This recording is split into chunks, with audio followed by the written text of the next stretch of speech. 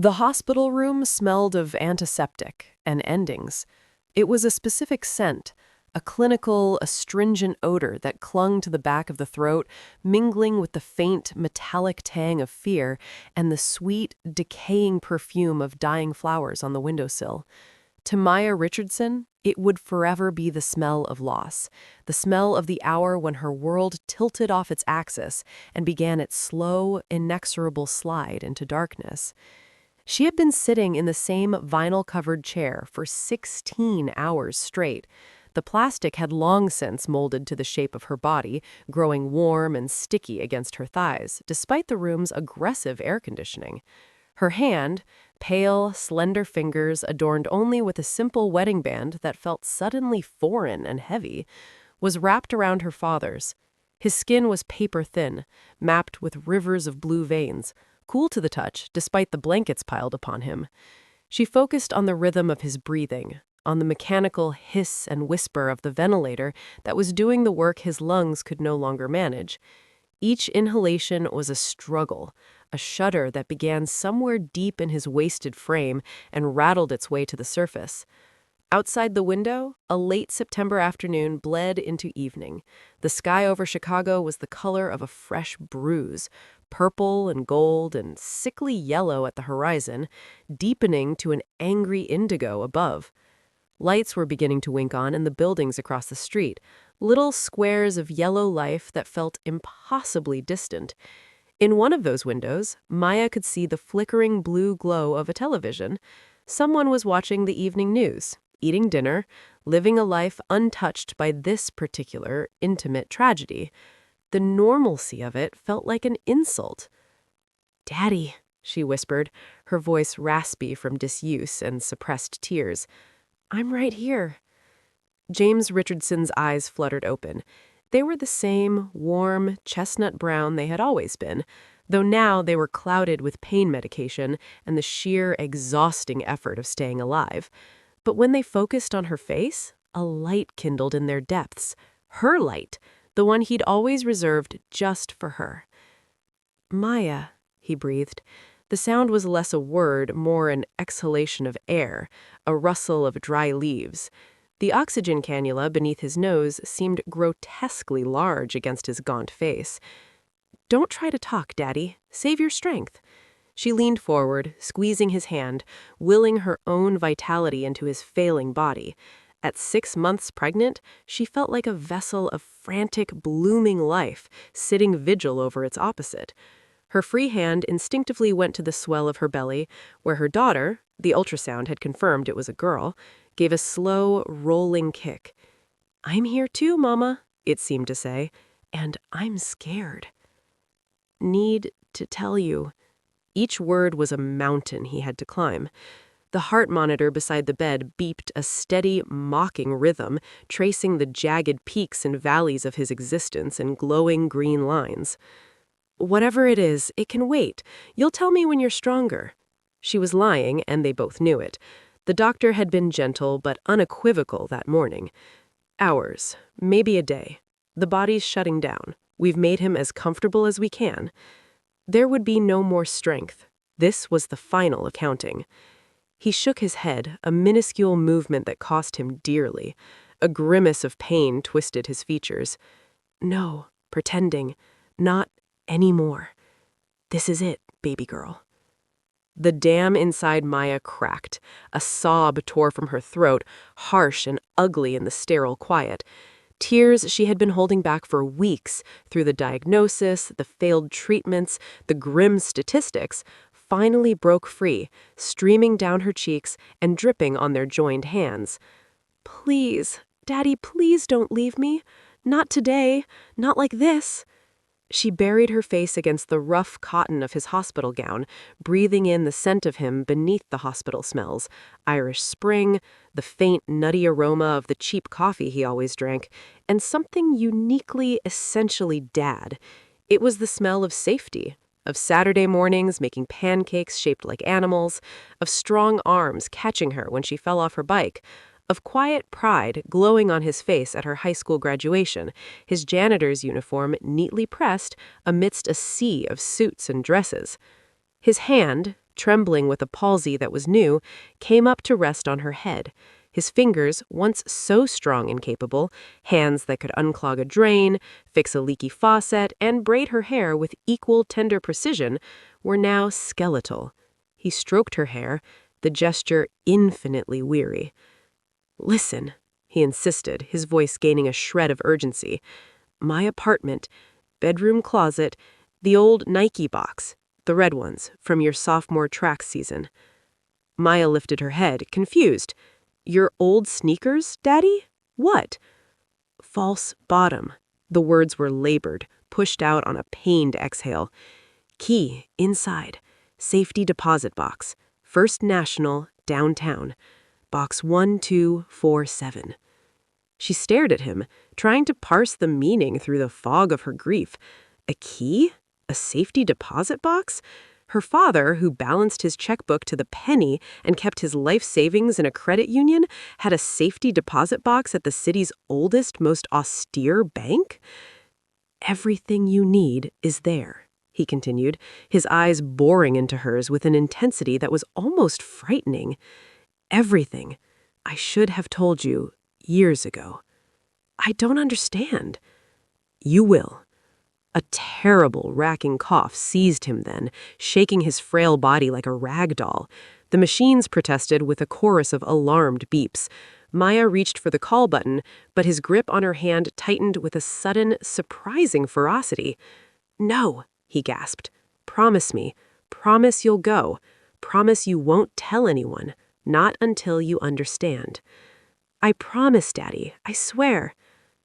"Not," he swallowed, his Adam's apple bobbing painfully. "Not Marcus." The air left Maya's lungs. She felt as if she'd been punched. "What? Why?" His face contorted, not with physical pain this time, but with a profound paternal sorrow. "Because I see him, baby. I see how he looks at you now that you're pregnant, now that I'm sick. Like a burden instead of a blessing." He drew another agonizing breath. "I added something to my will 3 weeks ago. Protection for you, for my grandbaby." The cold that had been gathering in Maya's chest since this ordeal began now solidified into a sharp, crystalline shard of dread. Her husband, Marcus, handsome, ambitious, charming Marcus, her partner of 5 years, the father of the child growing inside her, her father was warning her against him on his deathbed. Before she could form a question, the door to the room whispered open. A nurse, Linda according to her badge, a woman with kind eyes and a weary smile, entered, her gaze going immediately to the chattering monitors.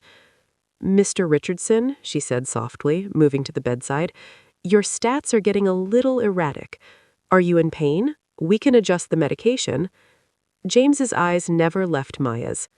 "No," he whispered, the word definitive. "No more machines, just my daughter."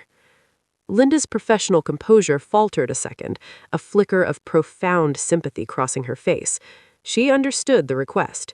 She nodded once, a slow, respectful dip of her head, and then she was gone, closing the door with a soft, final click.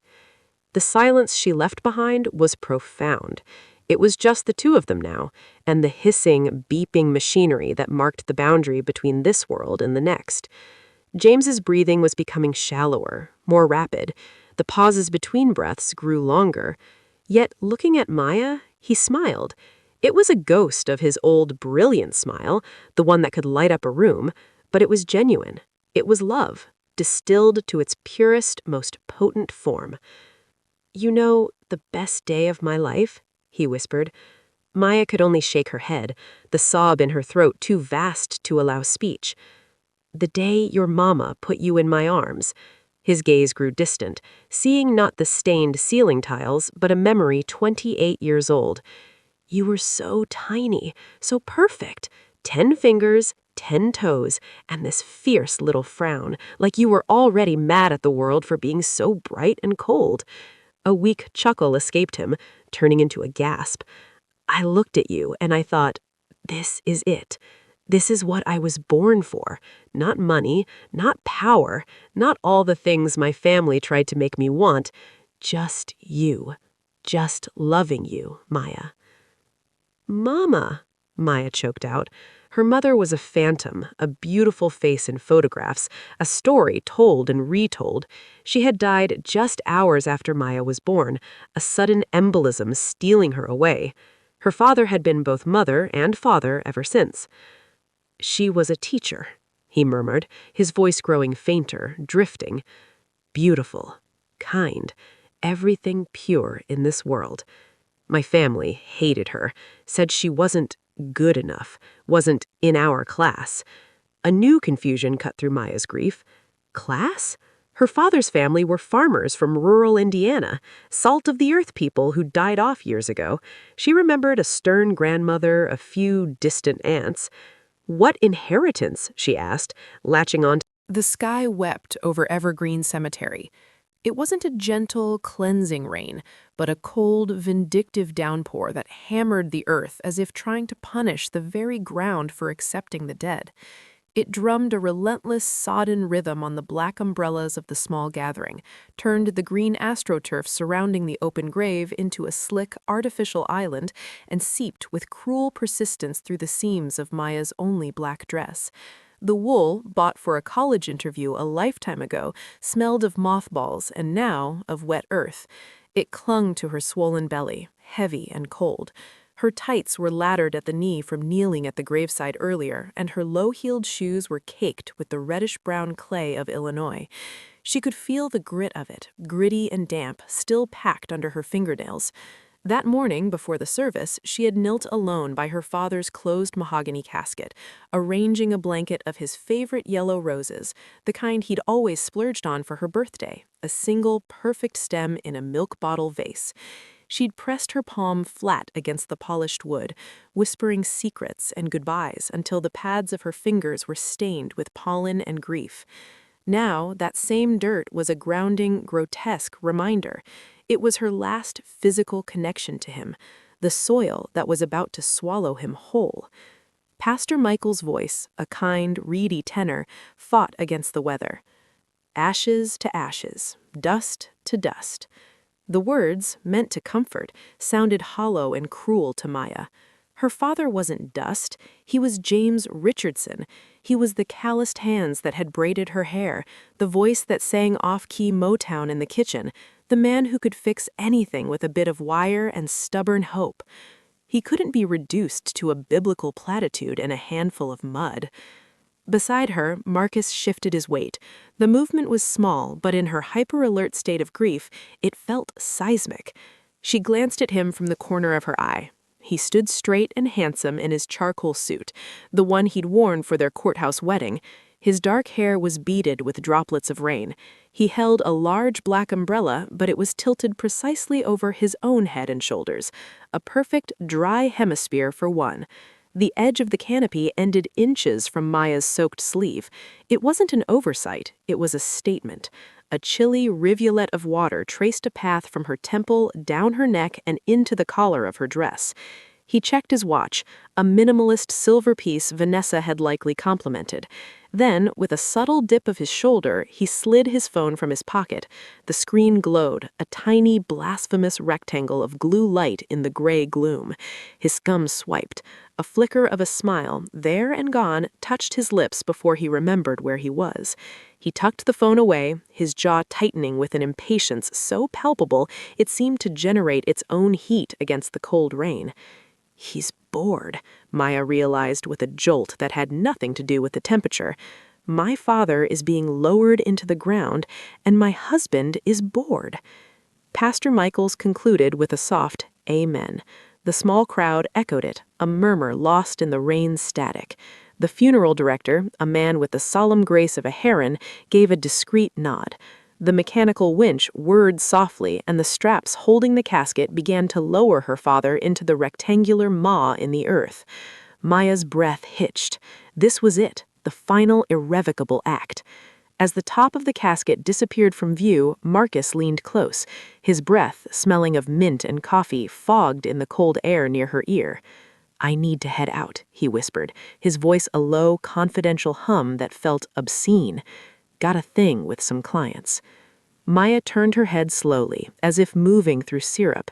Rain blurred her vision, making him look wavery, insubstantial. A thing? Her own voice sounded alien to her, flat and dead. "I know, babe, and I'm sorry," he said, but the apology was perfunctory as a cashier's "have a nice day." "But this deal has been in the works for months. Brant from Chicago MedTech. He's only in town today. It's a make-or-break dinner. You understand." She stared at him. The rain traced the lines of his face, the face she had loved, had imagined growing old with. She searched for a flicker of the man who had proposed to her on a frozen Lake Michigan pier, laughing as their noses turned red. She found only a hurried stranger wearing his skin. "We just buried my father." The words were simple, a statement of fact. "I know," he repeated, a thread of irritation weaving into the false contrition. "And it's terrible timing, but you've got people here." He gestured vaguely at the dispersing mourners, a handful of her father's co-workers from McKinley Elementary, a few elderly neighbors from his apartment building, faces blurred by rain and memory. "They'll look after you. You'll be fine. I'll see you at home later." He didn't wait for a response. He leaned in and pressed a kiss to her forehead. It was quick, dry, and utterly transactional, the kind of kiss you'd give a distant aunt. Then he turned, his umbrella pivoting with him, and walked away. His polished shoes clicked on the wet paved path, avoiding the puddles with fastidious care. He didn't look back. Before he'd even reached the sleek silver Audi they were still making payments on, his phone was back in his hand, screen lighting his face. Maya watched him go, the cold in her chest hardening into something new, something dense and sharp. It wasn't just grief anymore. It was the first clean fracture of her heart, a hairline crack that promised to split wide open. "Maya, honey?" An elderly woman, hunched under a transparent rainbonnet, approached. It was Mrs. Chen, Helen Chen, who'd worked the front desk at McKinley for 40 years. She was a tiny sparrow of a woman, but she pulled Maya into a hug of surprising strength. She smelled of lavender sachets and the peppermints she always carried in her cardigan pocket. "Your daddy," she whispered, her voice cracking, "was the best man I ever knew. Not a day went by he didn't talk about you. My Maya got an A on her history paper. My Maya's going to be a wonderful mother. You were his whole world, sweetheart, his whole beautiful world." Maya couldn't speak. She just nodded against Mrs. Chen's shoulder, her tears merging with the rain. Mrs. Chen pulled back, her wrinkled hands, cool and dry, cradling Maya's wet face. Her eyes, magnified behind thick glasses, were fierce with emotion. "He told me something, a few weeks ago. Came to the school on a Saturday to fix a leaky faucet in the teacher's lounge. He sat with me while I did the attendance reports." She paused, her gaze searching Maya's. "He said, 'Helen, my baby girl is stronger than she knows, and soon she's going to need every bit of that strength.'" I didn't understand what he meant then. I thought he was talking about the baby coming. She squeezed Maya's hands, her grip tight. "But honey, whatever you're facing, whatever's coming, you've got your daddy's blood in your veins. That man had a spine of solid steel wrapped in a heart of pure gold. You remember that. You've got that steel in you, too." She gave Maya's hands a final emphatic press and then shuffled away, leaving Maya standing alone in the lashing rain, the words echoing in her head like a prophecy. Whatever's coming. The apartment, on the third floor of the aging brick building on Leland Avenue, was a museum of a quiet life. It smelled of lemon pledge, old books, and the faint, ghostly aroma of her father's pipe tobacco, though he'd quit years ago for her sake. The silence was absolute, a heavy woolen blanket smothering the familiar sounds, the hum of his ancient record players spinning Motown classics, the clatter of pots from the galley kitchen, his off-key singing in the shower. Maya stood just inside the door, dripping on the worn welcome mat. She hadn't gone home to the modern, minimalist loft she shared with Marcus in the West Loop. She couldn't bear its cold, curated emptiness. She had come here, to the place that still felt like love. She shrugged off her soaked coat and hung it on the hook by the door, next to her father's faded denim jacket. She towed off her muddy shoes.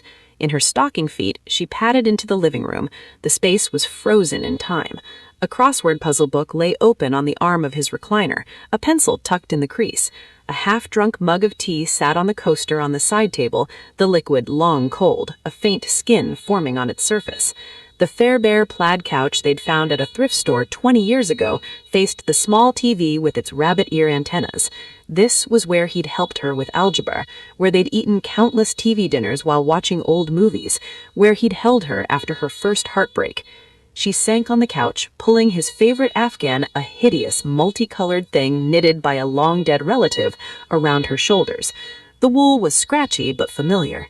She should be doing something, making calls, sorting through his belongings, figuring out the maze of paperwork that follows death. But a profound lethargy held her pinned. The emotional and physical exhaustion of the last 3 months, the diagnosis, the frantic hope, the slow, grinding despair, the funeral, had hollowed her out. She was a shell, filled only with the kicking life of her daughter and the echoing void where her father used to be. Her phone, which had been buzzing intermittently with well-meaning but unwelcome texts, lay silent on the coffee table. The rain ticked against the window pane, the radiator hissed and knocked. The key. The safety deposit box, box 1247. Her father's last words were a persistent, living thing in her mind, a mystery to be solved, a last task. But the effort of getting up, of driving downtown, of facing another institution felt Herculean. The envelope, now slightly warped from the rain, was safe in her purse. She hadn't opened it. "Not until you understand," he had said. She didn't understand anything. The light faded from the gray afternoon into a deeper, melancholy twilight. Maya didn't turn on any lamps. She sat in the gathering dark, wrapped in her father's ghost and her own desolation. The night was a long, dark corridor of sleeplessness. Maya dozed in fitful snatches on her father's couch, the Afghan pulled to her chin, the envelope a palpable weight beneath the pillow. Her dreams were jagged mosaics of falling roses, flatlining monitors, and a diamond ring that grew until it blotted out the sun, casting the world in a cold, crystalline shadow. Each time she startled awake, the reality was worse. The silence of the apartment, the ghost of her father in every object, and the looming confrontation with the dawn. At 5:47 a.m., a pale, watery light began to seep through the gauzy curtains. The storm had passed, leaving the world washed clean and glittering with a deceptive freshness. Maya forced herself to stand. Her body ached with a deep cellular exhaustion, but beneath it, a new current hummed, a cold, purposeful energy. She showered in her father's tiny stall, using his Irish Spring soap, the scent a painful comfort. She dressed in the only other black thing she had with her, a simple, stretchy maternity dress. It felt like armor. In the kitchen, she made a single cup of coffee in his chipped World's Best Dad mug, but didn't drink it. She sat at the Formica table where he'd helped her with spelling bees and college applications, and waited. The envelope lay before her, a silent sentinel. She didn't open it. Trust the plan. She would go to the bank first. She would understand. Then she would face whatever came next. At 9:15 a.m., a key turned in the lock. He was late. A deliberate power play, she understood now. Make her wait, let the anxiety simmer. It was a tactic he used in negotiations. The door opened, and Marcus stepped inside. He looked like a man stepping onto a stage, not into the home of his recently deceased father-in-law. He was immaculate. His charcoal trousers had a knife-edge crease. His pale blue shirt was crisp, open at the collar. The expensive cologne, something woody and spicy she didn't recognize, arrived a second before he did, filling the small space, overriding the familiar sense of home. He'd gotten a haircut, the sides trim and sharp. He looked rested, successful, and utterly detached. "Hey," he said, his eyes sweeping the room with faint distaste before landing on her. He didn't kiss her, didn't touch her. He simply pulled out the chair opposite her and sat, placing a slim, fawn-colored leather folder on the table between them. It looked expensive. "How are you feeling?" he asked. The question was a formality, empty as a discarded shell. Maya looked at him, really looked at him, and saw a stranger. The man she'd married had softness in his eyes, a ready laugh. This man's gaze was flinty, his mouth a firm, impatient line. The transformation wasn't sudden. She saw now it had been a slow erosion, and she had been too preoccupied with dying and growing life to notice the landscape shifting. "How do you think I'm feeling, Marcus?" Her voice was calm, flat. It surprised her. "I buried my father yesterday." "Right, yeah. Look, Maya, there's no easy way to say this." He slid the folder across the table. It made a soft, final shoosh on the formica. "I want a divorce." The words were spoken with the rehearsed cadence of a boardroom presentation. They didn't land with the explosive shock she might have expected. They settled over her like a heavy, smothering cloak she had already felt the weight of. The confirmation was its own peculiar agony, a surgical, precise cut where before there had only been a blunt trauma. She stared at the folder. The tab read, "Petition for Dissolution of Marriage." "What?" "I'm not happy." He launched into the speech, his eyes fixed on a point just over her shoulder. "We've grown apart. The last few months, with your dad's illness, you've been so focused on that, and I get it, I do. But it's shown me that we want different things. I need something different. More." "My father just died yesterday. Yesterday, Marcus. And you're asking me for a divorce today?" He had the grace to look momentarily uncomfortable, a flicker of the old Marcus breaking through the polished veneer. "The timing isn't ideal." A sound escaped her, a short, sharp bark that was meant to be a laugh but held no humor. "Isn't ideal?" She leaned forward, her palms flat on the table. "I am 6 months pregnant with your child. My father, the only family I had left, is dead. And the timing isn't ideal?" "I know it's hard." He switched to his sales voice now, the soothing, reasonable tone he used to placate difficult clients. "But prolonging a situation that isn't working doesn't help anyone. It's not fair to you, to me, or to the baby." The baby. She placed a protective hand over her belly. Her daughter was quiet, as if listening. "You're divorcing me while I'm carrying your baby?" "I know, and I'll meet my obligations. I'm not a monster." He said it as if expecting a medal for basic decency. "I've already talked to a lawyer. We can keep it simple, clean. You can keep the apartment. I'll set up child support. We can both move on with our lives and co-parent amicably." Move on. The phrase echoed in the quiet kitchen. With our lives. He already had a new life, fully formed and waiting. "Move on to what, Marcus?" she asked, her calm beginning to fracture at the edges. "To who?" She reached for her phone, which had been lying face down beside her father's mug. Her hands were steady. She opened Instagram, navigated to Vanessa's engagement ring photo, and slid the phone across to him, the engagement ring photo displayed large on the screen. To her? All the color drained from Marcus's face, leaving his tan looking sallow and fake. A muscle in his jaw pulsed. He looked from the phone to her, and for a second she saw sheer, unvarnished panic. Then his expression shut down, going carefully, professionally blank. "Maya," he began, his voice low. "How long?" Her voice rose, cutting through his placating tone. "How long have you been sleeping with your boss while I was watching my father die?" "It's not like that," he said, the defense automatic, weak. "Then what is it like, Marcus?" She was on her feet now, the chair scraping loudly against the linoleum. The anger, so long suppressed by grief, finally broke its banks, hot and terrifying. "Don't make this ugly," he snapped, standing as well. He towered over her, but she didn't feel small. She felt like a force of nature. "I didn't plan for this to happen. Vanessa and I, we just connect on a level you and I never did. She's successful, ambitious, driven. She understands the life I want to build, the pressure, the goals.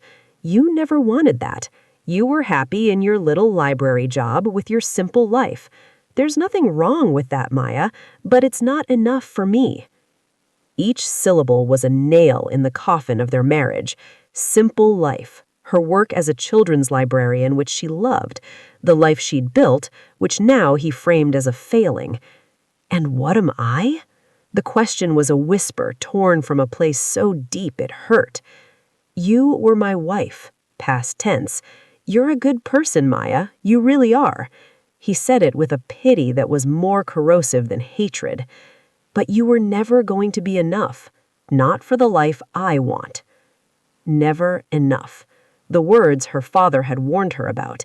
They hung in the air, the ultimate indictment. The cruelty was so breathtaking, so absolute, it momentarily stole her voice. She stood, swaying slightly, her hand splayed over the swell of her child. His child. "I'm pregnant with your baby," she repeated, as if the sheer biological fact could armor her against this emotional evisceration.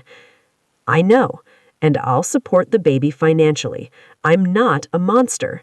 He said it as if expecting a medal for basic decency. "I've already talked to a lawyer.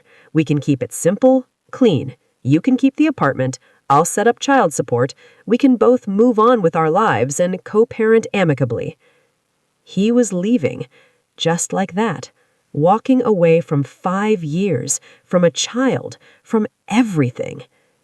"Marcus, please." The word came out before she could stop it, a raw, wounded sound. She hated it, hated the begging, the weakness.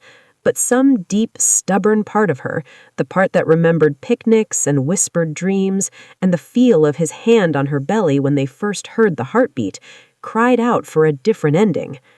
He stopped, his hand on the doorknob. He looked back at her, and what she saw in his eyes extinguished that last foolish hope. It wasn't anger or even guilt. It was pity, profound, condescending pity. "You'll be okay, Maya. You're strong. You'll figure it out." And then he was gone. The door clicked shut with a quiet, definitive sound. The scent of his cologne lingered, a mocking ghost. Maya stood in the center of her father's kitchen, alone. The silence was a physical presence. She looked at the divorce papers, at her phone with the glowing image of the diamond ring, and the world's best dad mug. The disconnect was surreal. Her world had ended twice in 24 hours. She didn't. The silence in her father's apartment was different now. It was no longer the suffocating blanket of grief, but a charged, expectant hush, the quiet of a stage before the curtain rises. The air, still faintly scented with lemon and old books, seemed to vibrate with the echo of her father's final secret. Maya stood in the center of the living room, the brass key a cold, heavy talisman in her clenched fist. The divorce papers were signed and sealed, a chapter forcibly closed. The vitriolic text from Vanessa was deleted, a poison expelled. All that remained was the unknown, contained within the 4 walls of this modest home in the cold steel of a bank vault downtown. She moved to the bedroom. It was a small, Spartan space, dominated by a neatly made twin bed and a dresser scarred with decades of use. A single photograph sat on the nightstand, a black and white image of a radiant young woman with intelligent eyes and a shy smile. Her mother, Evangeline. Her father had looked at this photo every night. The closet was a narrow alcove with a sliding wooden door that stuck on its track. She wrestled it open. Inside, the ordinariness of his life was hanging in poignant relief. 3 flannel shirts, 2 pairs of identical khaki pants, the dark blue polyester uniform shirts with the McKinley Elementary logo embroidered on the breast pocket, a single somber black suit in a dry cleaning bag for the funerals he'd attended too many of. Below, a line of shoes. Worn work boots, scuffed black dress shoes, a pair of comfortable loafers. And on the floor, a humble archive of cardboard. Shoeboxes stacked with the care of a man who wasted nothing. She knelt, her pregnant belly making the motion awkward, and began to sort through them.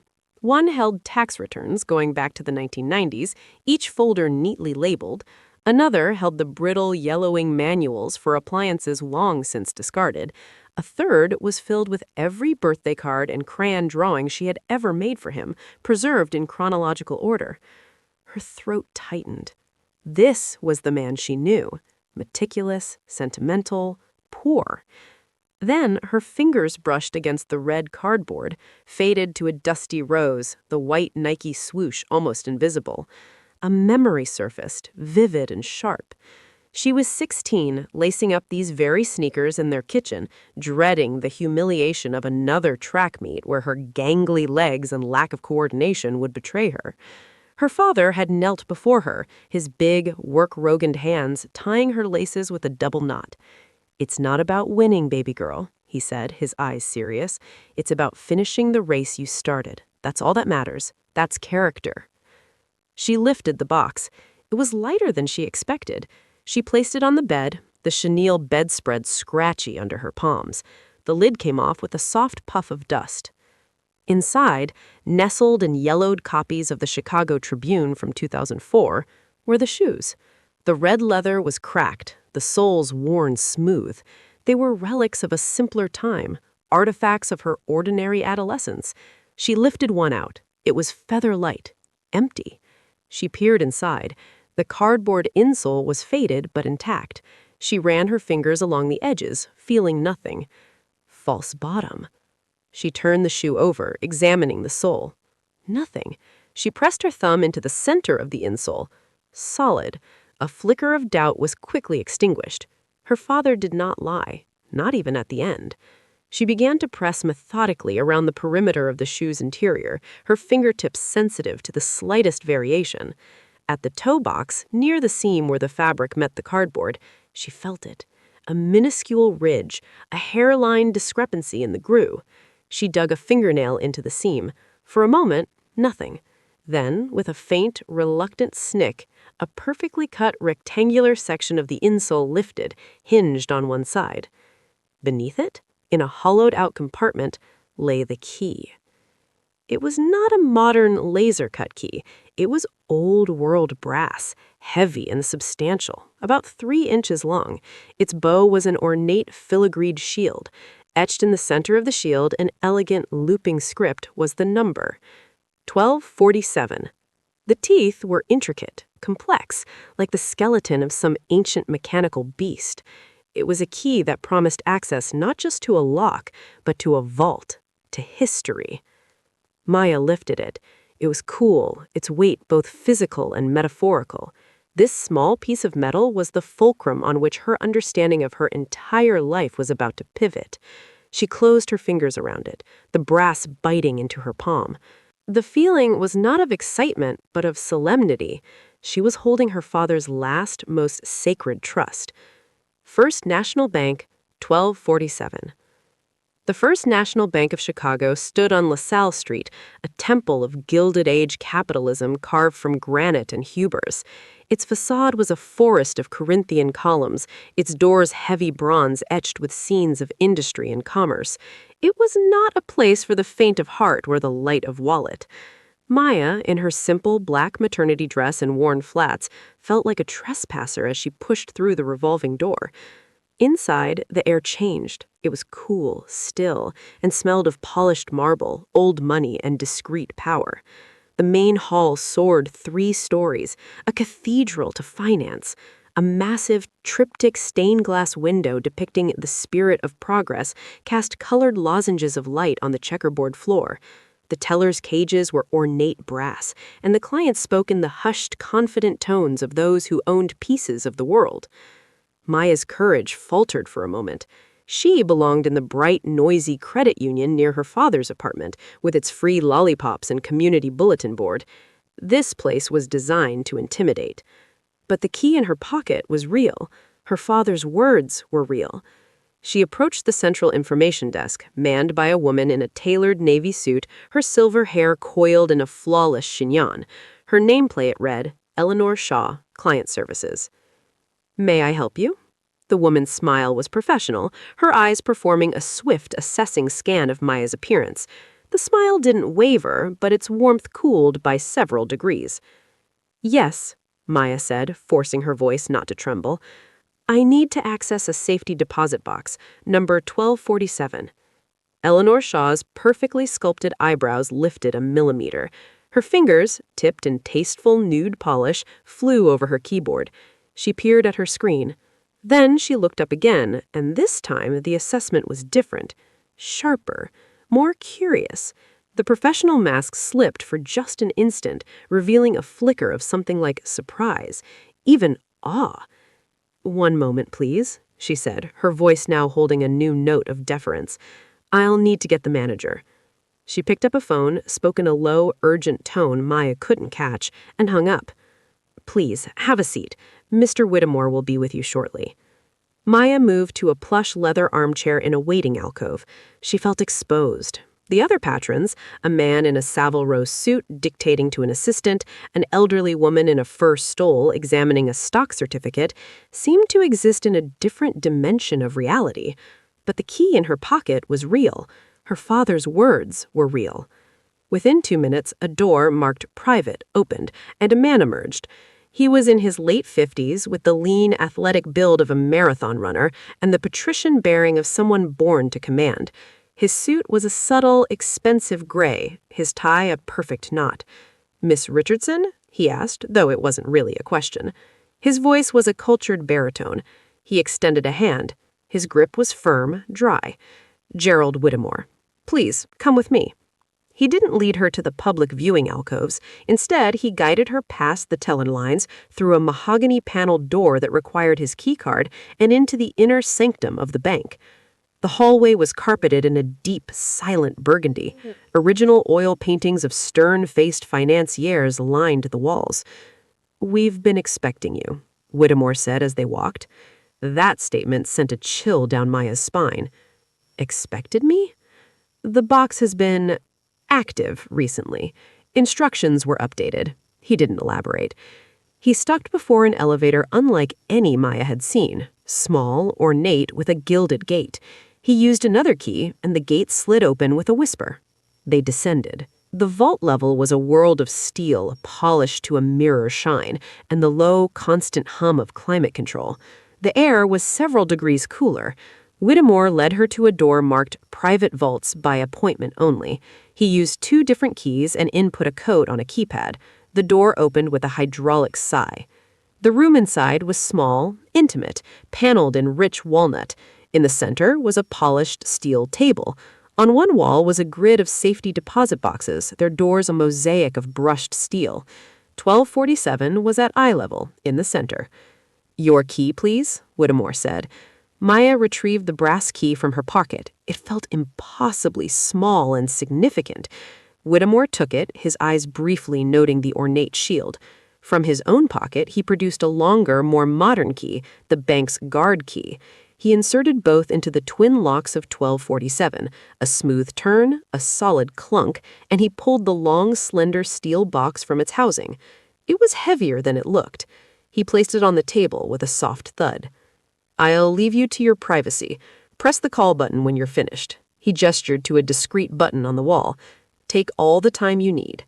With a slight, formal nod, he withdrew, closing the heavy door behind him. The sound of the lock engaging was definitive.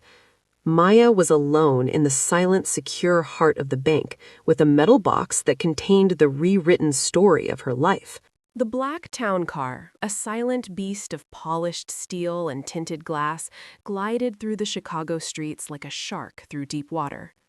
Maya sat in the plush, leather-scented interior, her father's letter a fragile artifact in her lap. The city outside the window, the familiar grimy L tracks, the bustling sidewalks, the stoops of brownstones she'd passed 1,000 times, looked alien, like a film set. She was in the world, but no longer of it. Patricia Whittemore sat across from her, a calm, watchful presence.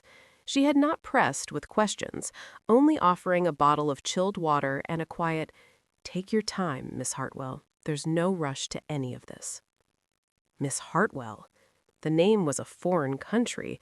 It spoke of boardrooms, of legacy, of a weight of history that felt both crushing and exhilarating. She was no longer just Maya Richardson. She was the hyphenated woman her father had named her in secret. Maya Richardson Hartwell, the inheritor of a dynasty she'd never known existed. But in this moment, she felt neither rich nor powerful. She felt unmoored. The letter had detonated the bedrock of her identity. Who was she? The daughter of a humble, loving janitor? Or the heiress to a fortune built on Gilded Age steel and ruthless ambition? Could she be both? Her fingers traced the familiar sloping script of the letter. She read it again, not for the facts this time, but for the man behind them.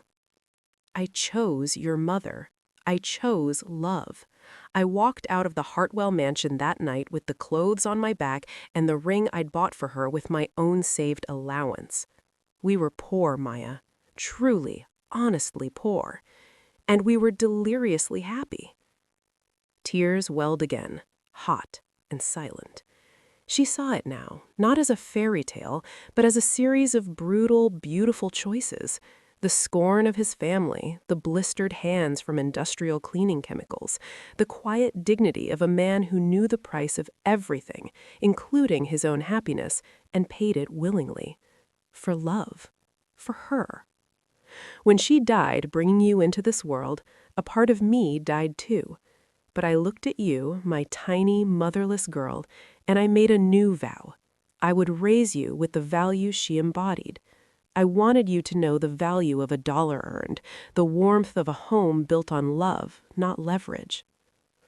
Every sacrifice she had ever witnessed, the skipped meals disguised as lack of hunger, the secondhand textbooks, the careful budgeting for her school trips, took on a new, staggering dimension. He hadn't just been getting by. He had been engaged in a profound act of moral engineering, sculpting her character with the blunt tools of lack and the fine polish of unconditional love. While billions sat in a trust, gathering digital dust, he had taught her that a library card was the key to true wealth. It was the most extravagant gift imaginable, a childhood free from the corruption of limitless means. Patricia's phone buzzed softly. She glanced at it, then spoke gently. Mr. Ashford confirms he can see you tomorrow morning in New York. He's cleared his schedule. There's a suite reserved for you at the plaza, and a private jet is on standby at Midway for whenever you're ready. A private jet? The plaza? Concepts from movies and magazines. Maya felt a surge of vertigo. I'd like to fly commercial, she heard herself say. Tomorrow morning, a regular ticket. Of course, I'll arrange it. First class? Economy, Maya said firmly. It felt important, a last tether to the person she had been just hours ago. One more flight as Maya Richardson. As you wish, Patricia made a note. Where would you like to be taken now? Your home? Your father's apartment? A hotel? Home. The word was ash in her mouth. The West Loop loft with its minimalist decor chosen by Marcus, a space that had never quite felt like hers. She couldn't go back there, not yet. My father's apartment, please. The car changed directions seamlessly. As they navigated the familiar streets toward the north side, Maya's mind returned to the letter's most devastating, prescient passage. 3 weeks ago, when the cancer had me in its teeth and I saw the way Marcus was looking at you, like an anchor holding back his ship, I knew what he would do. I restructured everything. Marcus could have been the most devoted husband on earth, and he still would have had no access. His choice merely confirmed what I already knew. He was never worthy of you. A fresh wave of pain, sharp and personal, cut through the awe. Her father had seen Marcus's betrayal coming. He had watched the man she loved begin to see her as a burden, and he, from his deathbed, moved heaven and earth to build a fortress around her. The love in that act was ferocious. It was a father's final, magnificent roar. I know what Marcus is going to do, baby girl. Him leaving is the greatest gift he could ever give you. She had thought those words were meant to soothe. Now she understood they were strategic analysis. Marcus's betrayal was not a tragedy in her father's plan. It was a necessary variable, predicted and accounted for. His abandonment was the catalyst that would propel her into her true destiny, unencumbered by a man who would have only ever been a leech on her fortune and a weight on her soul. Because now you'll know. You'll know that when he chose to go, he had no idea what he was walking away from. He left you because he thought you were poor, because he thought you were weak. The clarity of it was like ice water. Every cruel word from that morning, "You were never going to be enough," now gleamed with a grotesque, ironic sheen. He had measured her worth against Vanessa's salary, her wardrobe, her corporate title. He had traded what he thought was a sinking ship for a sleek, powerful yacht. He never imagined the humble vessel he was abandoning was in fact a nuclear-powered aircraft carrier in disguise. The car pulled up to the familiar curb. Patricia turned to her. "Miss Hartwell, would you like me to come up with you? Or I can wait, or leave my number and be on call."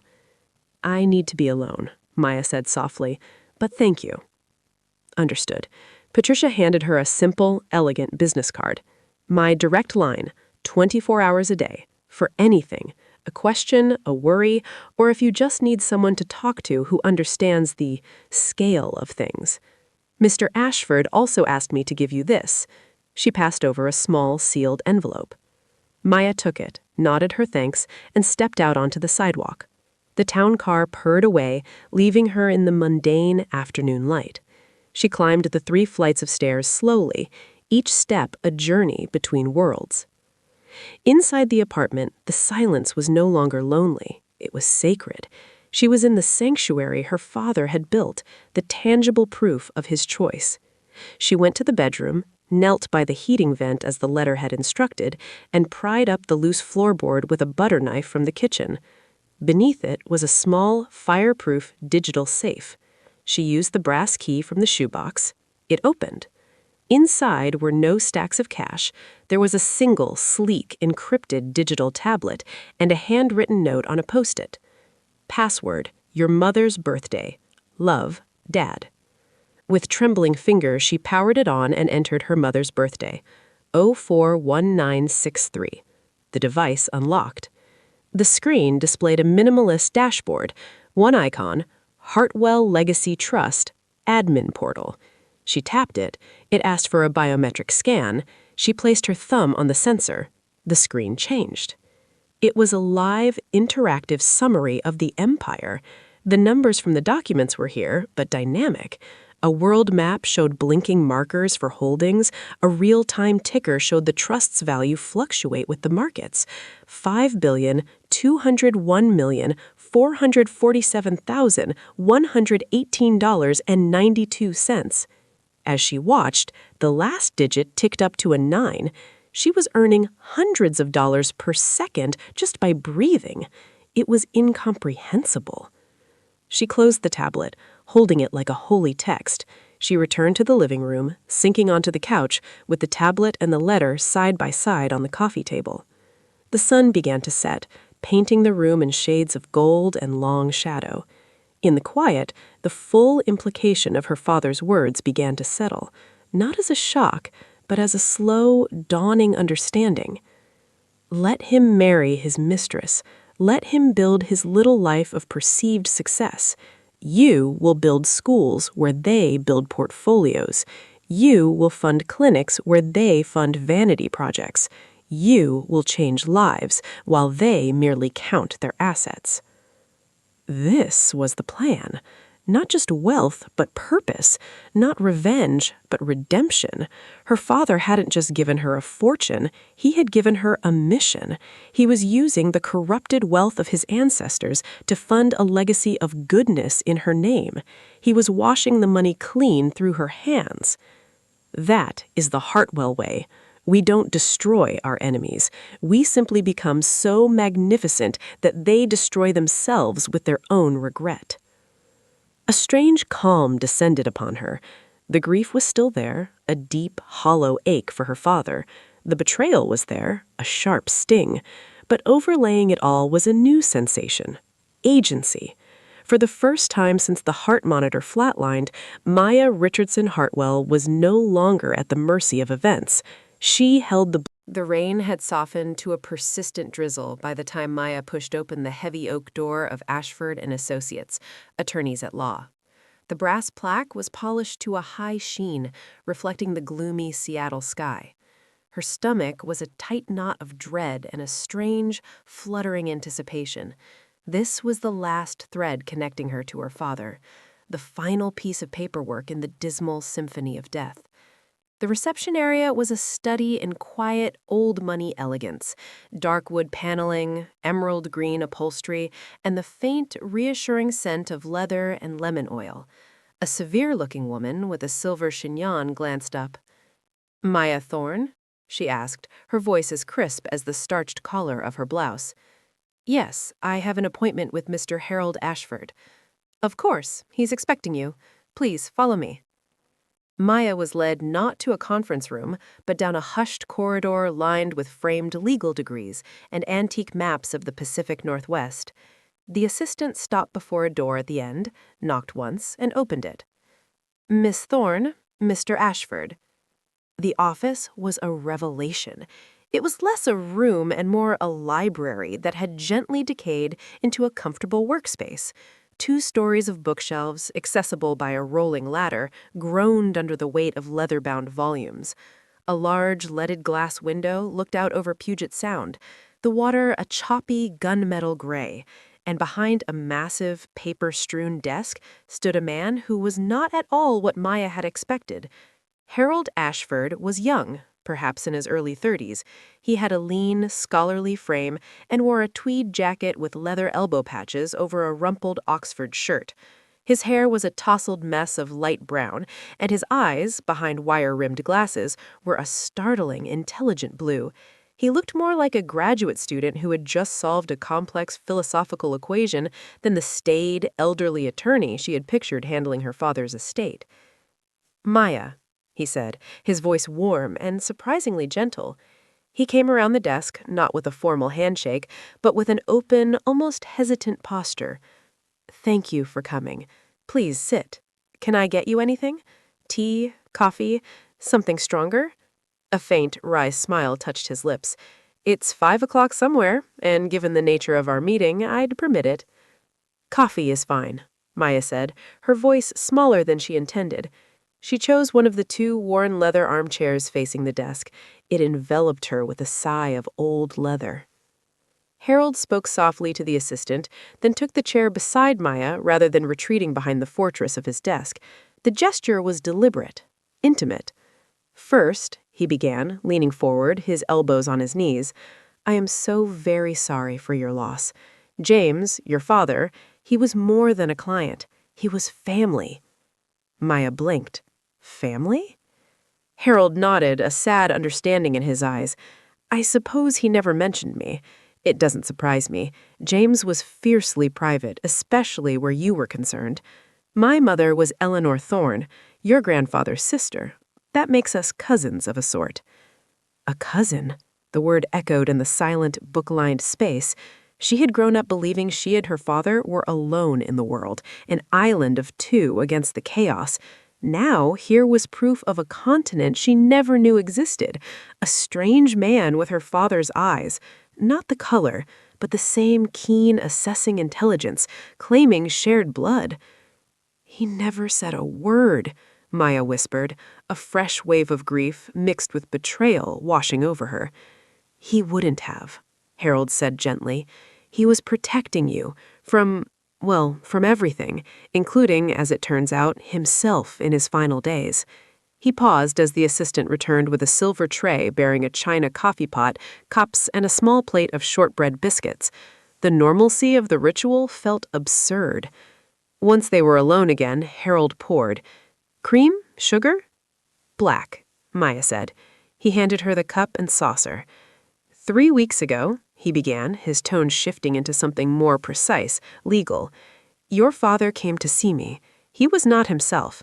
The treatments were taking their toll, but his mind was a laser. He was agitated. He told me Marcus had visited him in the hospital." Maya's cup rattled in its saucer. She set it down. "He did. He was He was pressuring him about money, about the cost of everything. He made Dad feel like a burden. Harold's jaw tightened. James described it in more vivid terms. He said Marcus stood by his bed and itemized the financial drain his illness was causing. He talked about liquidating assets, about securing the family's future, his future. He mentioned your student loans, Maya. He used you, your financial stress, as a lever. Tears of hot shame and anger sprang to Maya's eyes. She had confessed her worries about her loans to Marcus in a moment of weakness, thinking he was offering brotherly concern. He had been gathering ammunition. Your father, Harold continued, his voice dropping, physically frail, but in that moment, he was the most powerful man I have ever seen. He looked at me and said, "Harold, lock it down. Lock it all down. Put it in a vault where no one, especially not me in a moment of morphine-induced weakness, can touch it. Make it so that every penny goes directly to Maya and no one can interfere." He was terrified, not of death, but of failing you at the very end. Maya covered her mouth with her hand, a sob trapped in her throat. "So we did," Harold said. He stood and walked to a mahogany filing cabinet, unlocked it, and withdrew a slender folder. It seemed too small to contain anything of consequence. "We created the James Thorne Irrevocable Testamentary Trust. He signed it that day. He was of perfectly sound mind. I had 2 independent physicians verify it to withstand any challenge. The terms are absolute." He opened the folder and placed a single sheet of paper in front of her. It was the trust's first page, its language stark and final. "Upon the death of James Alastair Thorne, the entirety of his estate, in perpetuity, is transferred to the trust.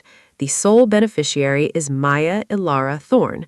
The trust is irrevocable and unamendable. The appointed trustee, that's me, has a fiduciary duty to manage the assets for your benefit, but the principal is entirely inaccessible to anyone else. Marcus Thorne is explicitly excluded. He can never touch a penny, not of the capital, not of the income, nothing." He let the words hang in the air. Maya stared at the dense legalese, the words blurring before her eyes. He heard every word Marcus said. "Every single word," Harold affirmed with a voice thick with emotion. "And he was still protecting you from beyond the grave. This trust is a wall, Maya, a fortress. Marcus could hire an army of lawyers and he would break against it. Your father's last act was to build you an unassailable castle." The weight of it began to dawn on her, not just the legal safety, but the profound, heartbreaking love it represented. Her stoic, quiet father, in his most vulnerable hour, had mustered the strength to outmaneuver a vulture. He had thought of everything. What is in the estate?" Maya stammered, her throat desert dry. She took a gulp of cooling coffee. Harold took off his glasses and polished them slowly on his tweed jacket. When he replaced them, his gaze was direct, almost apologetic for what he was about to say. "Maya, what do you know about your father's work, his real work?" "He was a mechanical engineer. He designed parts for aerospace companies, Boeing mostly." Harold gave a small, patient smile. "That was his cover. A very well-paid, respected cover, but a cover nonetheless. James Thorne was one of the most brilliant, discreet, and prolific inventors of the last 30 years. He held over 200 patents, not for little widgets, Maya, for foundational technologies. The composite material used in the latest generation of jet winglets, his. The vibration dampening algorithm in precision manufacturing robotics, his. The energy-efficient climate control system in half the new high-rises in Asia, his. Maya felt the room tilt. The quiet man in flannel shirts who loved crossword puzzles and fixing old radios? "He didn't like the spotlight," Harold continued. "He hated boardrooms and schmoozing, so he worked through a labyrinth, a holding company which owned another company which licensed the patents to yet other companies. The revenue was funneled, reinvested, managed. He was a ghost in the machine of modern industry." He reached into the folder and placed a second document before her. It was a summary schedule of assets. The list seemed to go on forever. Thorn Legacy Trust, Principal Assets, Summary. Thorn Innovations, LLC, 100% ownership, primary holding company. Aether Composite Technologies, 72% stake, estimated value $450 million. Polaris Robotic Software, 68% stake, estimated value $300 million. Valkyrie Energy Systems, 85% stake, estimated value $1.2 billion. Real estate portfolio includes the family home, Seattle, a penthouse apartment, New York, a vineyard estate in Napa Valley, a timberland preserve in Oregon, and a private island, British Columbia. Total estimated value $175 million. Liquid securities and bonds, diversified global portfolio, value approximately $400 million. Art and artifacts collection. The downpour had returned with a vengeance, a relentless percussion against the windows of Harold's library office. Maya had not left. The initial shock had metabolized into a strange, humming energy. The summary asset sheet lay on the low table between them, a flat rectangle of paper that felt denser than a black hole. "There's more," Harold said, watching her process the unimaginable. His voice was careful, as if handling a sacred object. "Your father's protection wasn't only about shielding assets. It was also about amplifying a purpose." He rose and went to a different cabinet, this one smaller and fashioned from a rich, dark cherry wood. The key he used was antique, heavy brass. From within, he withdrew not a folder, but a bound portfolio of cream-colored vellum. On the cover, in her father's precise engineering hand script, were 2 words, "For Alara." Maya's breath caught.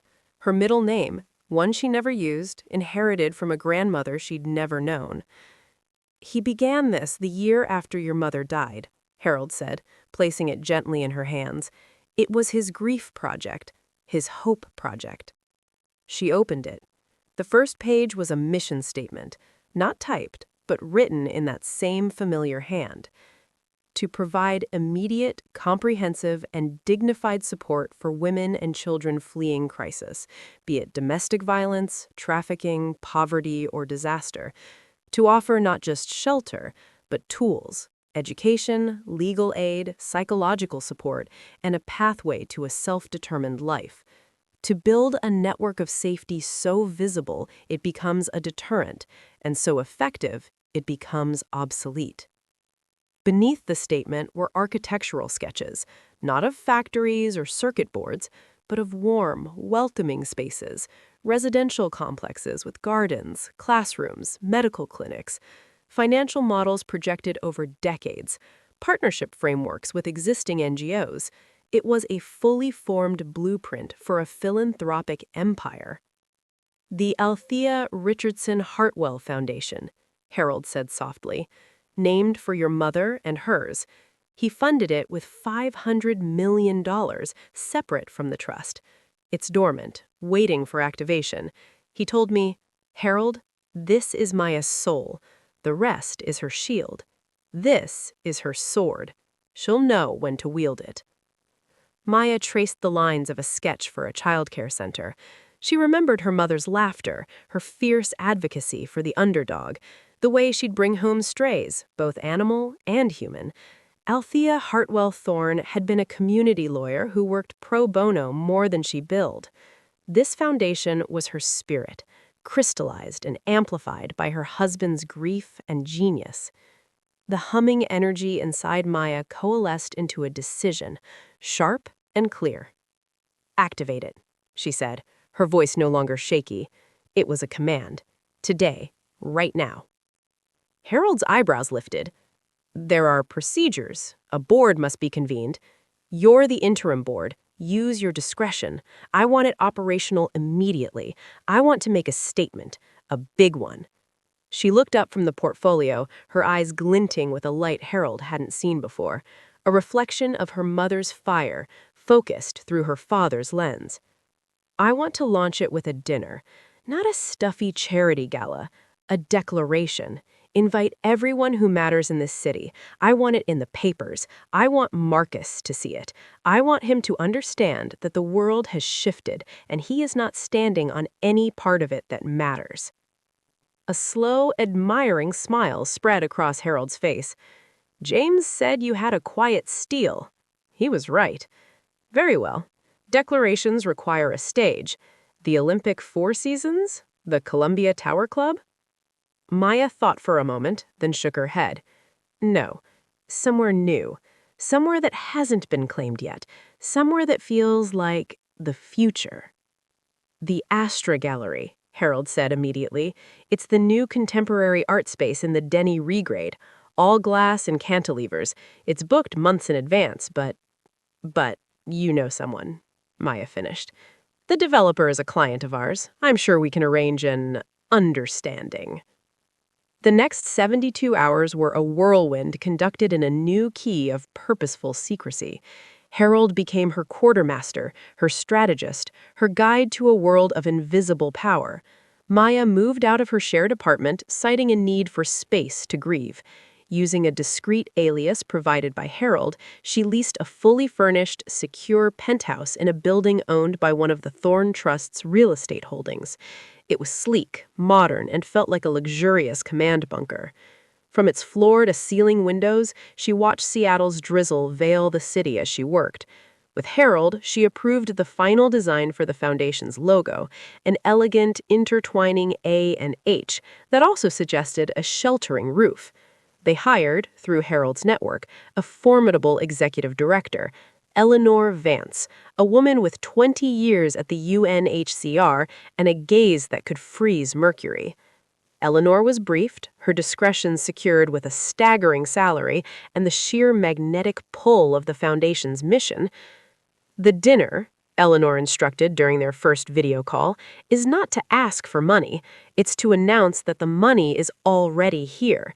It's to showcase our 3 first initiatives, the emergency housing complex in Rainier Valley, the legal advocacy network, and the scholarship fund for survivors. I want people to leave feeling the foundation is an unstoppable force. I want them to want to be associated with it, not out of pity, but out of awe." Eleanor nodded, a spark of fierce approval in her eyes. "A launch, not a plea. I understand perfectly." The invitations were Harold's masterpiece. They were not mere cards, they were artifacts. Heavy, charcoal gray paper, sealed with the foundation's logo in iridescent silver wax. Inside, the text was spare, confident. "The board of the Althea Richardson Hartwell Foundation requests the pleasure of your company at a dinner celebrating its launch and the commitment of $500 million to building pathways for women in crisis. Astra Gallery, 8th of the month, black tie." There was no sponsored by or hosted by. The power was implied, emanating from the entity itself. The guest list was curated with surgical precision. Tech billionaires known for their cynical philanthropy, old money Seattle socialites, the mayor, the governor, influential editors, and every major nonprofit leader in the Pacific Northwest. It was a deliberate reshuffling of the city's social deck. And one invitation, Harold assured Maya, was sent via special courier to a specific address in Bellevue.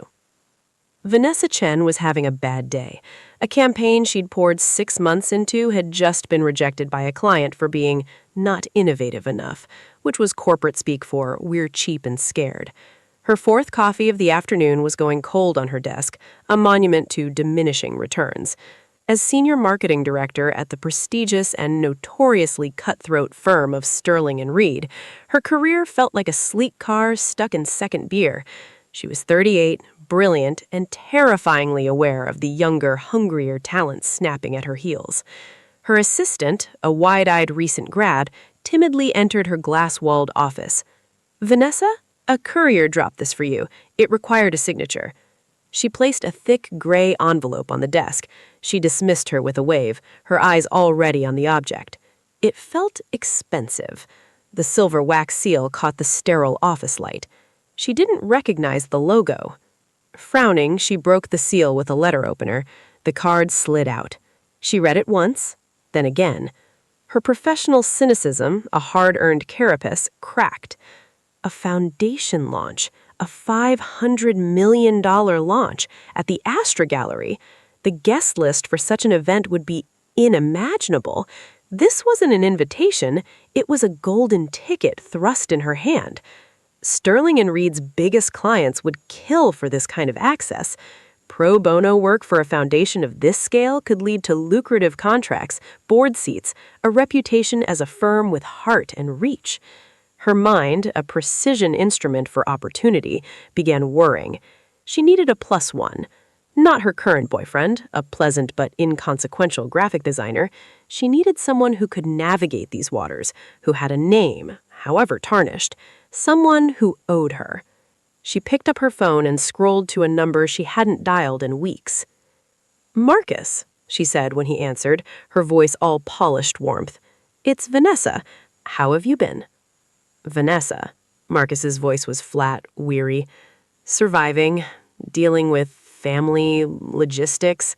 He'd been vague about his brother's death, portraying himself as the burdened executor. "I'm so sorry for your loss again," she said, the sympathy expertly calibrated. "Listen, I have an opportunity, a major philanthropic launch, the Althea Something Foundation. Huge money at the Astra. I have a +1. I thought of you. It's exactly the kind of room you should be in right now. New connections, a fresh start. It could be good for both of us." There was a long silence on the other end. Vanessa could almost hear the gears turning in his head, the calculation of advantage, the scent of potential capital. "All right," he said, finally, the reluctance now performative. "If you think it's important, for you." "Wonderful," Vanessa purred. "I'll email you the details. Black tie. And Marcus." The Metropolitan Club stood atop one of Manhattan's oldest skyscrapers, a Gilded Age relic encased in modern glass. It was a fortress of pedigree, where the air itself tasted of old money, discreet power, and the faint, perpetual scent of starched linen and regret. Membership was a birthright, not an achievement. It was the last place Marcus Thorne, or his carefully curated persona, ever expected to be invited. The invitation had arrived a month after the seismic shock of the Astra Gallery. It was an equally heavy card, but cream-colored and bordered in sober gold leaf. It simply announced a private benefactors evening at the Metropolitan Club, hosted by the newly established Richardson Hartwell Foundation. The implied message was clear. The Seattle debut was merely a prelude. The real conversation was happening here, on hallowed East Coast ground. For Marcus, it was a lifeline he hadn't dared hope for. The Astra event had been a public evisceration.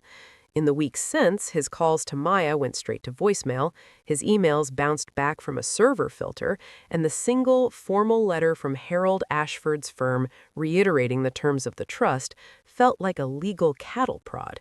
He was parched, desperate for any connection to the vast wealth that had slipped through his fingers. This invitation felt like a crack in the fortress wall. Perhaps Maya had reconsidered.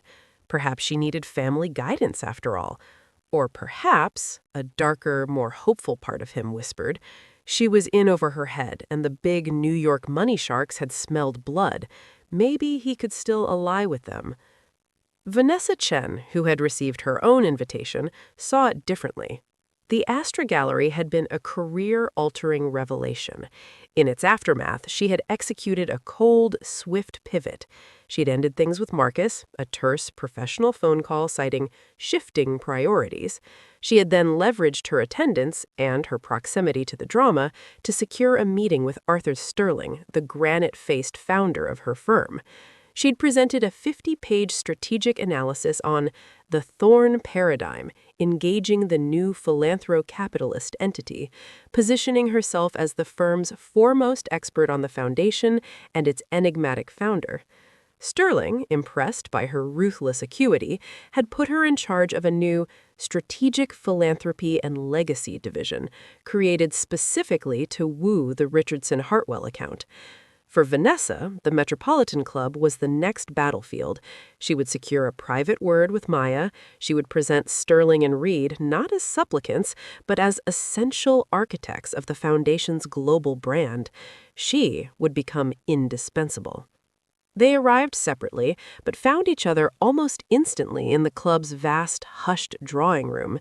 The space was a monument to restrained opulence, 20-foot ceilings adorned with intricately plastered medallions, walls sheathed in dark silk, portraits of stern industrialists gazing down from gilded frames. The crowd was a uniform, understated elegance. Men in bespoke suits that whispered rather than shouted, women in couture that prioritized lineage over trend. The conversation was a low murmur, the laughter a soft, percussive counterpoint. It was a universe governed by unspoken codes, and both Marcus and Vanessa felt, acutely, like tourists who had accidentally bought tickets to the wrong play.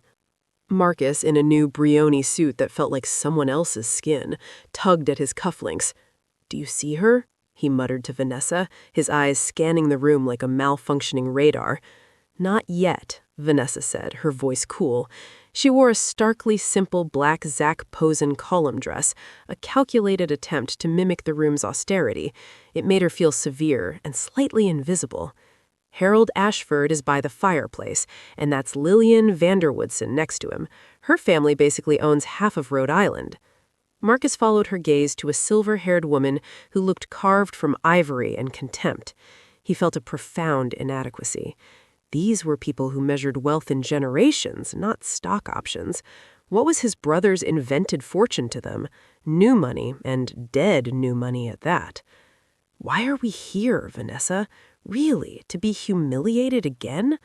"We are here," she said, her eyes never leaving the room's dynamics, "because the gate opened an inch. My job is to wedge my foot in it. Yours," she added, glancing at him with detached pity, "is to not make a scene. Be quiet, be small, observe." They circulated, two sharks in a pond of placid, ancient carp. Marcus's attempts at conversation, comments on the market, the weather, were met with polite, disinterested smiles and quick disengagements. Vanessa fared slightly better, her professional polish allowing her to discuss philanthropic infrastructure and legacy branding with a few attentive dowagers, but she could feel the impenetrable wall of established social capital. They were outsiders, performing a pantomime of belonging. After what felt like an eternity, a soft chime sounded. The crowd began to drift towards the club's grand ballroom. It was a breathtaking space, dominated by a colossal crystal chandelier that scattered light like frozen rain. At one end, a small podium stood before floor-to-ceiling windows, offering a dizzying, glittering panorama of midnight Manhattan. Harold Ashford took the stage. He looked utterly at home here, his tweed replaced by a perfectly cut midnight blue tuxedo, his scholarly air now one of authoritative grace. He didn't need a microphone. The room fell silent to hear him. "Good evening," he began, his voice warm, inclusive. "Thank you for welcoming the Richardson Hartwell Foundation to New York and into this storied room. We are here tonight not to ask for your support, but to introduce you to a vision born not from corporate strategy, but from profound personal conviction. The foundation you learned of in Seattle is merely the first blossom on a very deep-rooted tree." He paused, letting his gaze sweep the room, subtly building anticipation. Philanthropy is too often a transaction, a name on a wing, a deduction on a tax form. What my client, what my family seeks to build is something different. A legacy of true agency, a machine for the restoration of dignity. To understand it, you must understand its source. And so it is my great honor and personal pleasure to introduce to you the founder, the heart, and the heir of this endeavor.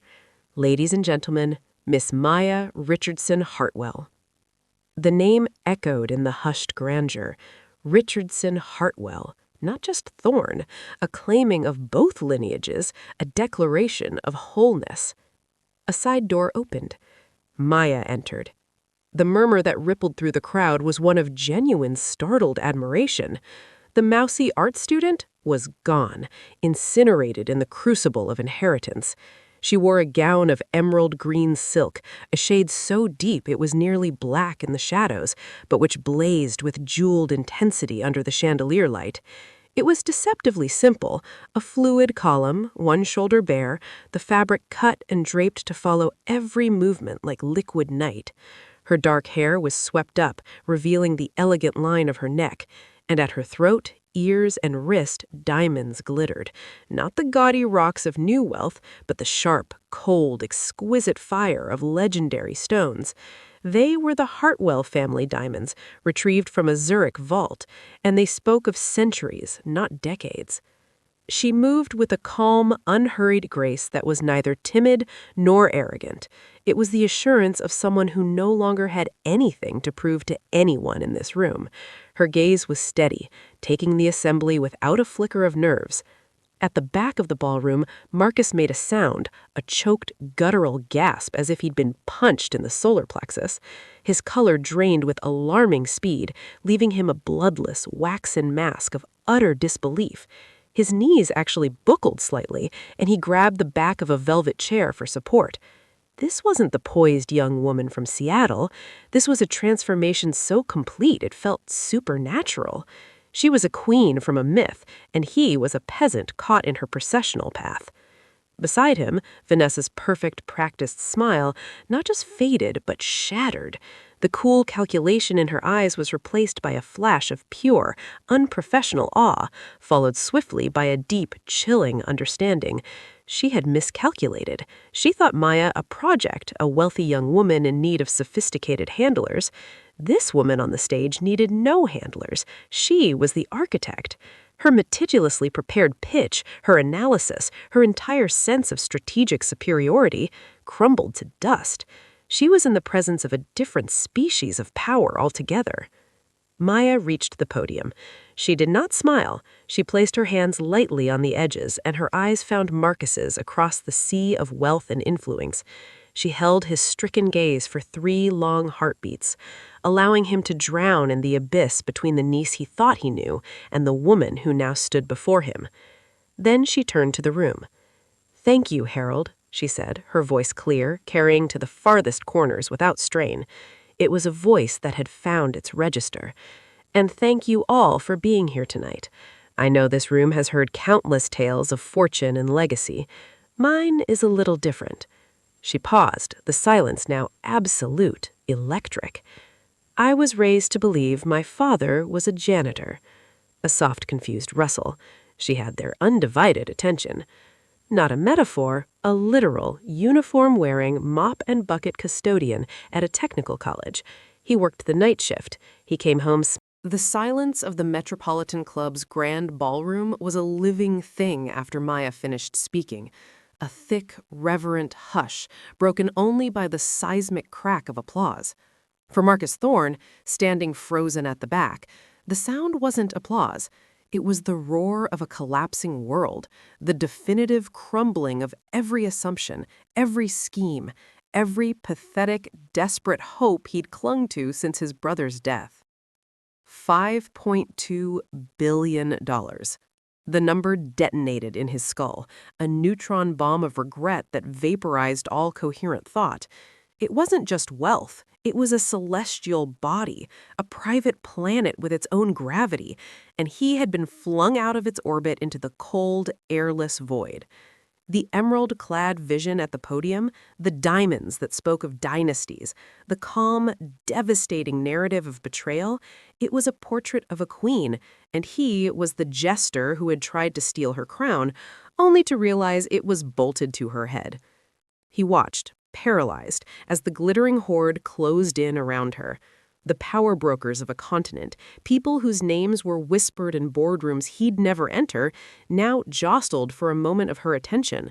They were welcoming her, anointing her, and in their eyes, as they glanced past him, he saw his own reflection, a ghost, a stain, the cautionary tale villain in her glorious origin story. A hand clamped around his upper arm, nails digging through the Brioni wool. Vanessa.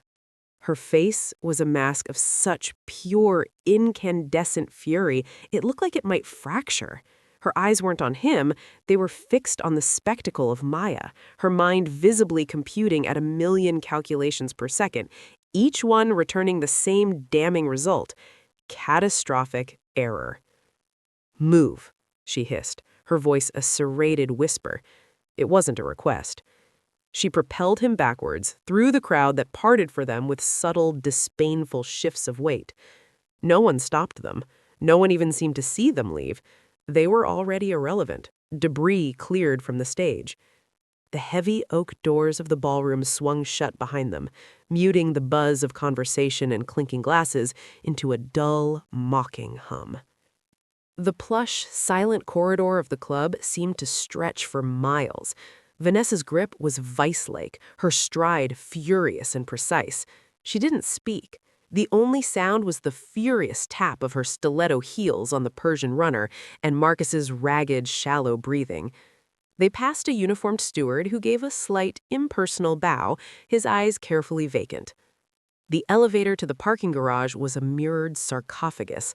Marcus caught sight of himself, face pale and waxy, a sheen of sweat on his brow, his expensive tie suddenly feeling like a noose.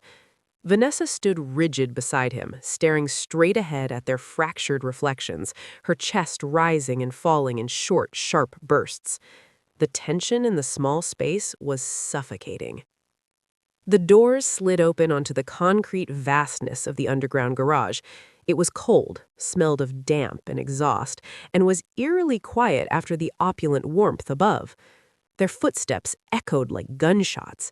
Vanessa dragged him past rows of silent, expensive cars, a forest of gleaming Mercedes, Bentleys, and Range Rovers, until they were in a shadowy corner, away from the dim overhead lights, near a pillar marked with yellow paint. She finally released his arm, whirling on him so fast he stumbled back a step. For a moment, she just stared at him. Her composure, that flawless carapace of professional control, was gone.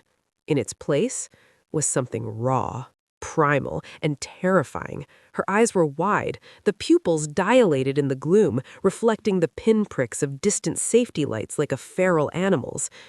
Then it erupted. It started as a low, visceral sound in her throat, a growl of pure, undiluted horror.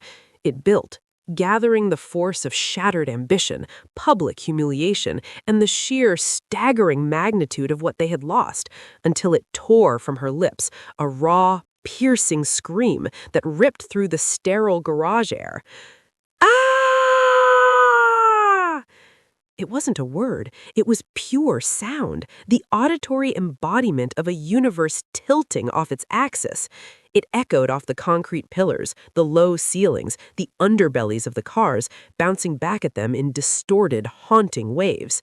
Marcus flinched as if struck, his hands flying to his ears. The scream died, leaving a ringing silence that was somehow worse. Vanessa was panting, her hands clenched into fists at her sides, her whole body trembling.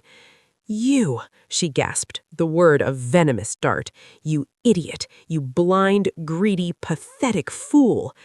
Her voice was shaking with a rage so profound it seemed to warp the air around her. A janitor, Marcus. That's what you told me? A humble, dying man with a modest life insurance policy and a house we could flip. You said she was a nobody, a soft, grieving art student with student loans. She took a step forward, forcing him back against the cold concrete pillar. $5.2 billion. Do you have any conception of what that means? That's not rich. That's sovereign wealth. That's change the world on a whim money. That's your face on the cover of Time money. And she's 24. She has a 60-year runway. 60 years of building empires, of shaping culture, of being the most important person in any room she ever walks into for the rest of her natural life. Spittle flew from her lips. And you stood in that hospital room and you itemized the bills. You used her student debt as a lever. You tried to squeeze a dying man who was sitting on a secret mountain of gold.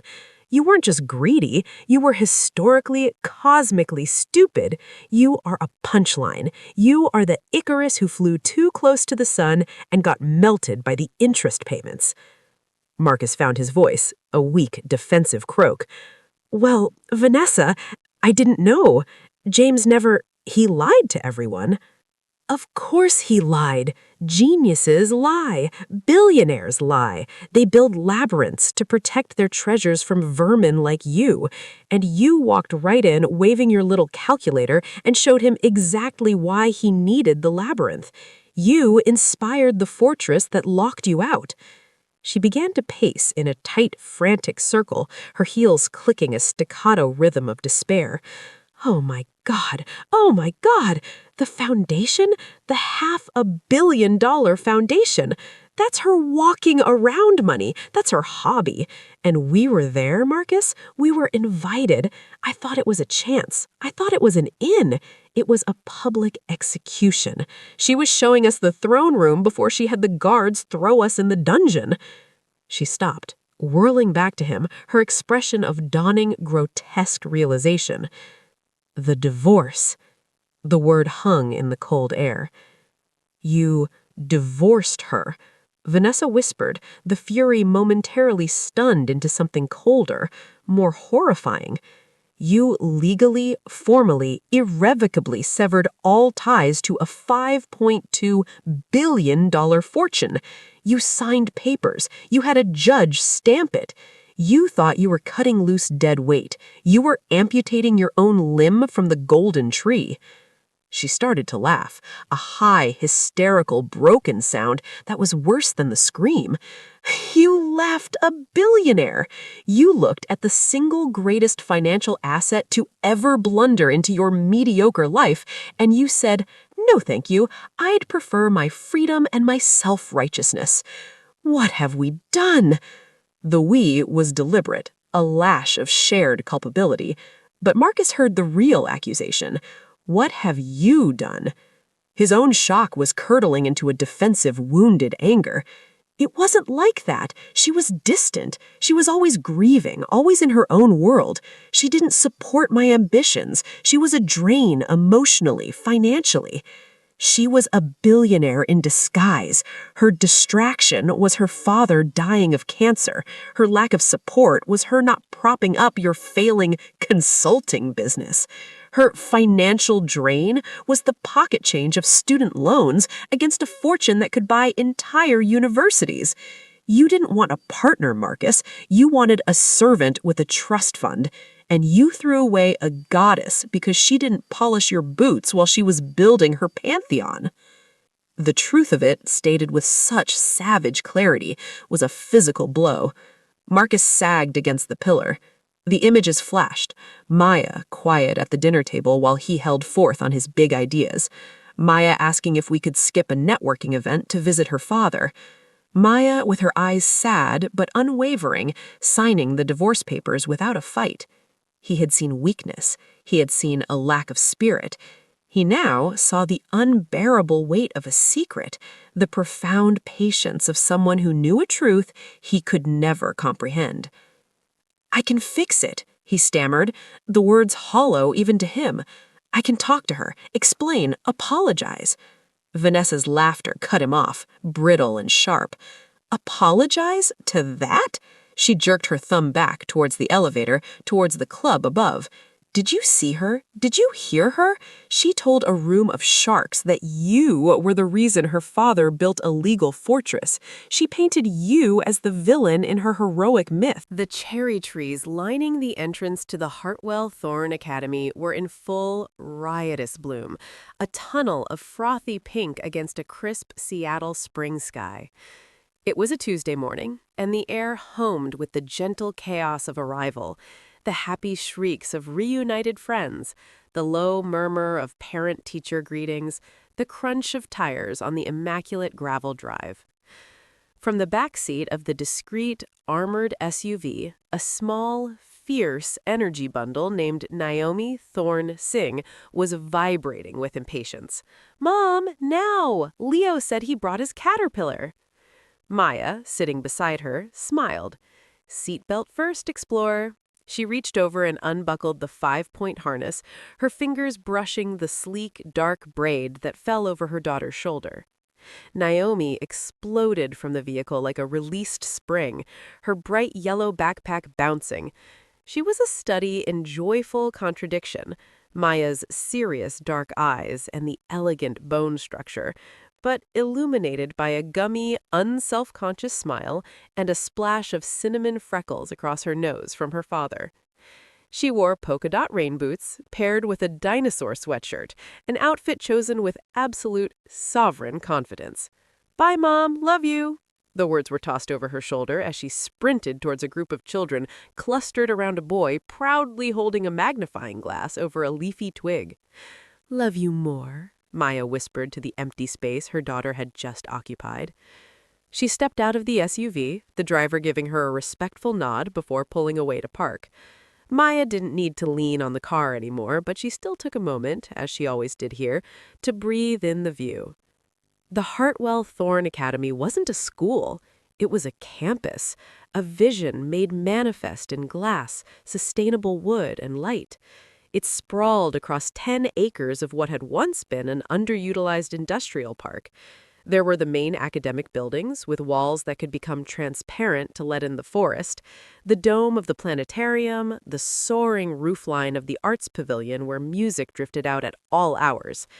But the heart of it, the first building Maya had commissioned, was the low-slung, welcoming structure with a green roof and a wall of climbing plants, the Early Learning Center. It was here, on this very ground, that her father, James Thorne, had pushed his janitorial cart for 20 years. He had buffed these floors, now radiant heated bamboo, emptied trash cans in rooms that now held cutting-edge robotics kits, and gazed out of streaked windows at a parking lot that was now a sensory garden.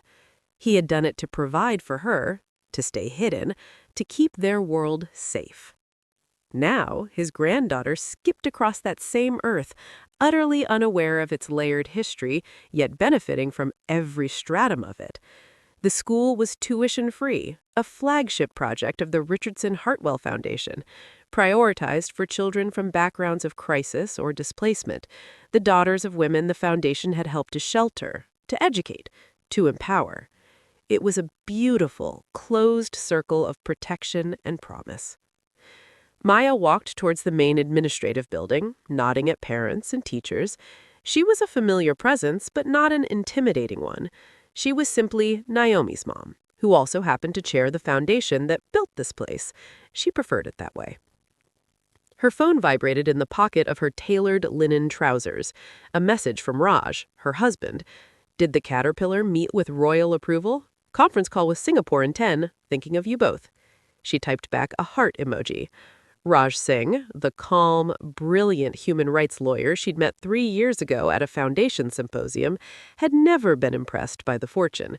He'd been impressed by the foundation's work, by Maya's clarity of purpose, and later by her terrible guitar playing and the way she laughed until she cried at old cartoons. He was her anchor in the calm eye of the hurricane her life could sometimes be. As she reached the doors, a figure caught her eye, hovering at the edge of the property line near the public sidewalk.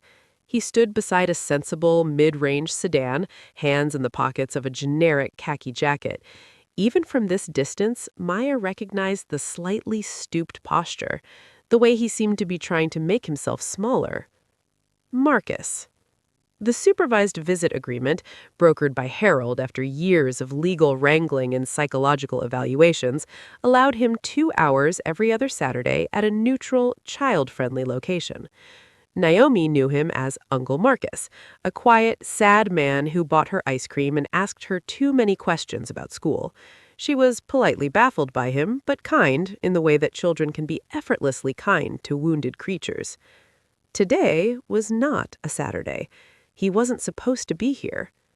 Maya felt no anger. That fire had banked years ago, cooled into a permanent, quiet frost. She felt a faint ping of pity, so distant it was almost anthropological. She watched as he watched Naomi, who was now leading a parade of children toward the butterfly habitat, her tiny hands gesturing wildly as she explained something.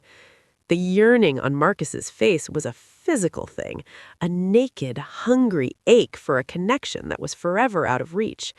He yearned for a second chance he would never get, a doorway into a life whose keys had been melted down long ago. He must have felt her gaze. He turned, and their eyes met across the manicured lawn. He flinched as if touched by a live wire and looked down at his shoes. After a moment, he shuffled back to his car, got in, and drove slowly away. A ghost, haunting the periphery of a happiness he had voluntarily exiled himself from. Maya turned and entered the school, the automatic doors sighing shut behind her, sealing in the sound of children's laughter. The headquarters of the Richardson Hartwell Foundation occupied the top 5 floors of a sleek tower in downtown Seattle, but Maya's favorite place was the quiet room on the garden level. It was all soft light, living walls of moss and fern, and the gentle trickle of a water feature. Here, surrounded by the proof of her parents' legacy, she did her best thinking.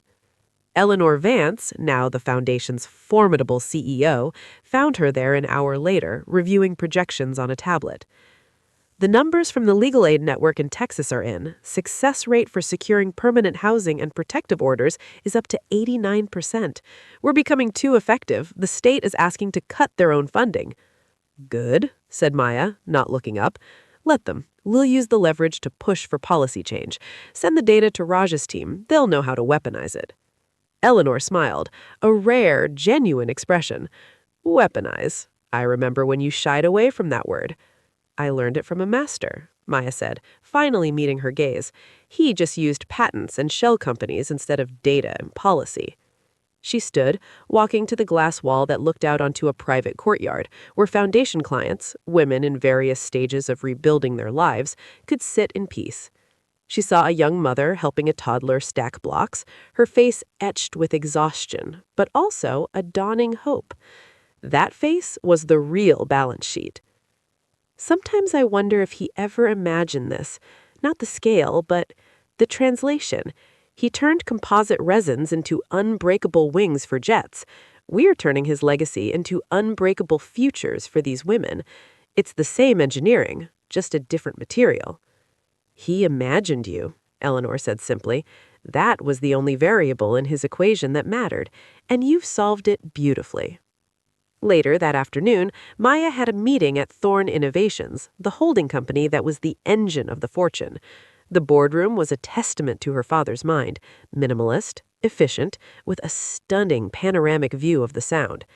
The CEOs of Aether Composites and Valkyrie Energy were present via holographic display, crisp and lifelike as they discussed a new sustainable aviation fuel project. Maya listened, asked a few incisive questions about feedstock sourcing and community impact, and gave her approval. She was not a micromanager. She hired the best and let them run, intervening only when the Foundation's ethical guidelines, written by her, Harold, and Raj, were at risk. The power she wielded here was vast, but it felt light because it was directed. It was a tool for the Foundation, for the school, for the future she was building, not an end in itself. After the meeting, Harold joined her in her private lounge. His hair was more silver now, but his eyes were the same bright, intelligent blue. He was her rock, her cousin, the keeper of the labyrinth. Marcus was at the school this morning, Maya said, pouring them both sparkling water. Harold's lips thinned. I'll have a word with his supervisor. That's a breach. Don't, Maya said. It's fine. He's harmless. Just haunted. By his own spectacularly poor choices, Harold muttered, but he let it go. The Swiss are happy. The trust has grown, even with the Foundation's annual draws. Your father's patents are the gift that keeps on giving.